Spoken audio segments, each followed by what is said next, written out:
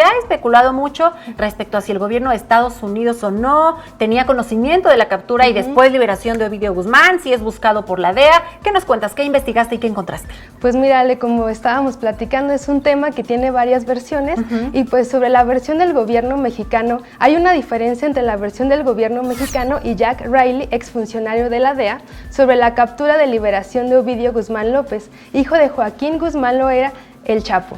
El presidente Andrés Manuel López Obrador dijo el viernes 18 de octubre en conferencia de prensa que el operativo se realizó por una orden de aprehensión.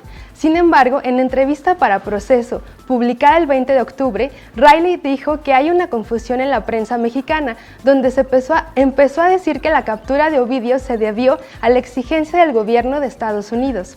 De acuerdo con el exfuncionario, dicha orden es falsa, porque de haber ocurrido se hubiera pedido intervención de la Marina Mexicana, ya que está mejor preparada para operativos de alto riesgo. Pero de no haber sido liberado, Ovidio se hubiera extraditado. La respuesta es sí, por un acuerdo de extradición que existe entre México y Estados Unidos, en el que si se captura a cualquiera de los hijos del Chapo serían extraditados, ya que todos son requeridos en ese país por delitos de narcotráfico y lavado de dinero.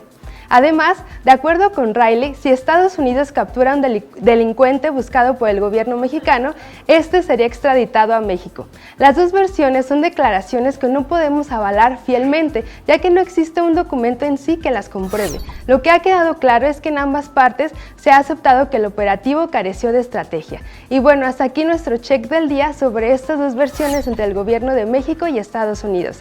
Y bueno, si tienen alguna duda nos la pueden enviar. Hasta pronto.